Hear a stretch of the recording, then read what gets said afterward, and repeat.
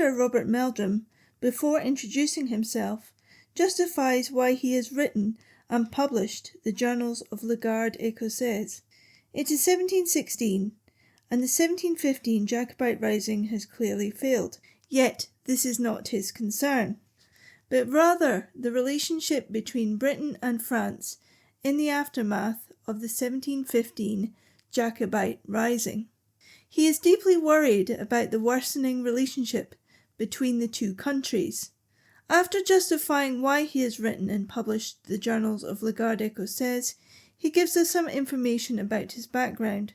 He does so to convince a largely Protestant readership in Britain to listen to his story. Here from the outset, we learn that Europe at this time is confessionally divided between Protestants and Catholics, as Europe had been so since the Protestant Reformations of the 16th century, which saw the fracturing of a broadly united medieval Catholic Europe. This confessional division was a central feature of conflict and diplomacy throughout the early modern period. However, it is too simple to speak of Protestants versus Catholics in the early modern period, because as you will see throughout the novel, sometimes political and diplomatic considerations could overrule this confessional divide. A perfect example of this is France entering into military alliance with Protestant powers during the 30 Years' War. So therefore, Meldrum's appeal to his British compatriots is not unrealistic, but it would have been necessary. Britain went through bouts of anti-Catholic paranoia throughout the early modern period, and the Jacobite rebellions such as the 1715 rebellion could trigger such paranoias. Thus Meldrum is aware of the climate in Britain after the 1715 Jacobite rising, and is conscious that he is writing from Louis XIV's Catholic France, and that he has to appeal to his Protestant countrymen to hear his case. Meldrum bolsters this appeal by stating that his parents signed a document called the National Covenant in Edinburgh in 1638. The reader, upon seeing this statement, would know that Meldrum's parents would have been Scottish Protestants, known as Covenanters, who sought to reform the Scottish Church in a period that some religious historians call the Second Scots Reformation. Again, if you would like to know more about the history of the Covenanters and the Second Scots Reformation, listen to Season 1 in the Religion in Early Modern Scotland podcast. Meldrum also assures readers of his Protestant associations by stating that he became an Episcopalian after the Restoration. This is what all new entrants to the ministry in Scotland had to do after 1660. Interestingly, however, he states that he can practice his faith at Saint-Germain-en-Laye in Paris. We are not sure what he is stating here. Either he is still an Episcopalian, or, as many of his fellow Protestant countrymen will suspect, given the time that Meldrum has spent in France, that he probably is a Catholic, but is trying to hide his loyalties to King Louis XIV. Only time will tell.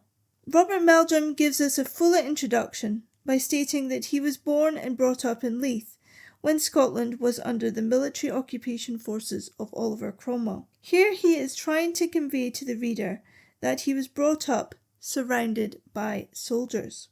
He declares that his family are from the middle class and are merchants. His father is part of a large Scottish trading community in the Camp Vere in the United Provinces, which are the modern-day Dutch Netherlands.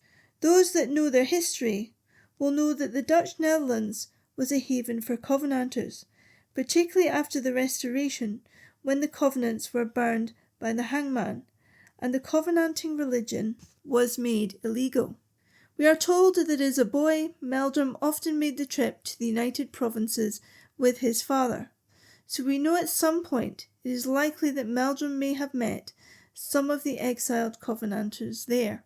He then introduces us to La Garde Ecossaise, which he states correctly is an ancient regiment which symbolises the Auld Alliance between Scotland and France. However, what Meldrum admits at this stage is that the kings of France, through the centuries, had multiple regiments that were called Garde Ecossaise, and that this fictional regiment that serves Louis XIV is part of a wider tradition of Scots serving in French military service. Please listen to Chapter 4 of the audio guide to hear how my own Gordon ancestry and their French service inspired my novel series.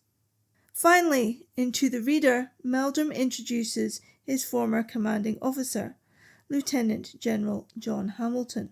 Meldrum looks up to his former commanding officer and sees Hamilton as a model soldier. He was a man that was held in high esteem by his men and who unquestionably commanded their loyalty and respect.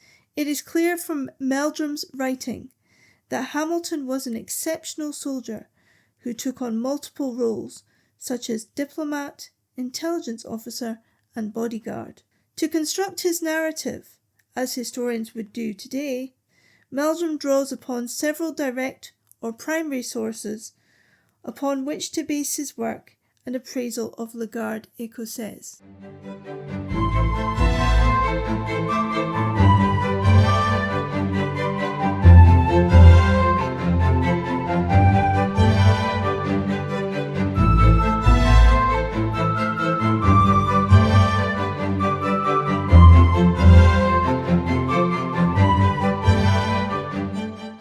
This podcast is the copyright of History Gateway Limited, UK.